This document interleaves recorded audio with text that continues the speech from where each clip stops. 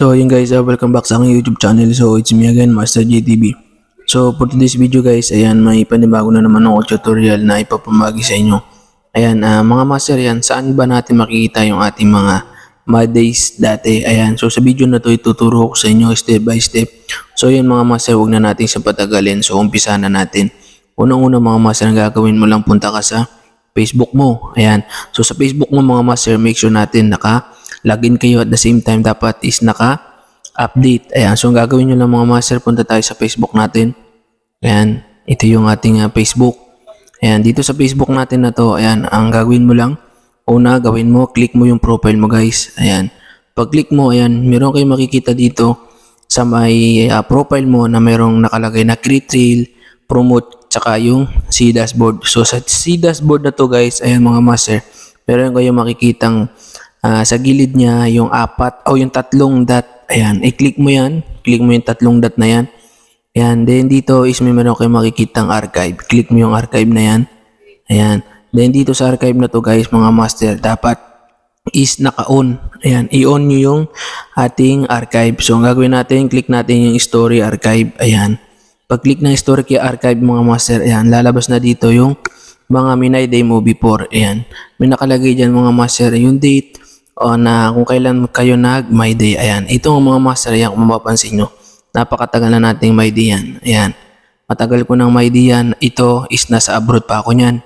Ayan, ito na nasa abroad pa ako nyan. Ayan, ayan, ito mapapansin nyo. Ayan, for dinner time, diet time. Ayan, nasa ibang bansa pa ako nyan. Ayan, tulad nyan. Ayan, nasa ibang bansa pa ako nyan. Ayan, ayan, ito yung pangalawa kong sapatos na binili. Ayan, ito yung aking kaibigan na Koripal. Ayan, Korean tsaka Nepal style yung buhok niya. Ayan, ito yung mga aking papakita ko sa inyo mga master, yung aking kaununahang sapatos na binili nung ako nasa ibang bansa pa. Ayan, ito yung trabaho ko guys before. Nasa nasa market. Ayan, ito yan, gumagawa ko ng mga salad. Ayan, ayan, ito yung kaununahang kong sapatos.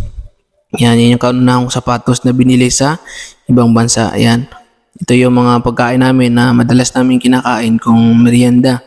Ayan, burger na mayroong french fries, tapos merong fresh na juice. Ayan, tapos ito yung time na umalis ako ng Pilipinas. Mapapansin nyo, October 19. Ayan, October 19 yan mga master. Yan yung time na nasa airport pa ako ng Pinas. Ayan, tapos ayan, ito na yon.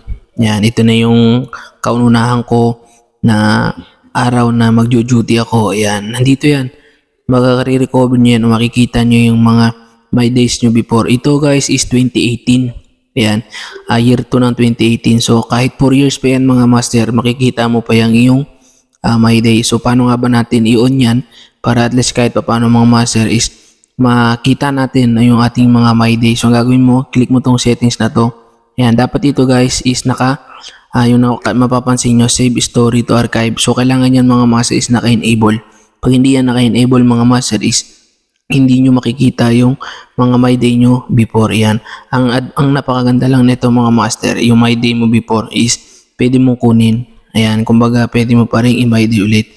Ayan, kumbaga memory. Ayan, may mga magandang memory ka dito. Ayan, so mare-recover mo. Ayan, mapapansin nyo mga salad. Yan, yan, ito yung strawberry. Yan, dati rin akong receiver na nagre-receive ako ng mga vegetable dati. Ayan, yan yung trabaho ko sa ibang bansa. Ayan. So yun guys, sana nakatulong yung ating video na to. Ayan, so yun, huwag mong kakalimutan mag-subscribe guys para lagi kang updated sa mga videos na ina-upload natin. Ayan, so yun mga master, kung nagustuhan mo yung ating video na to, comment ka na lang down below at ating babasahin yan. Alright.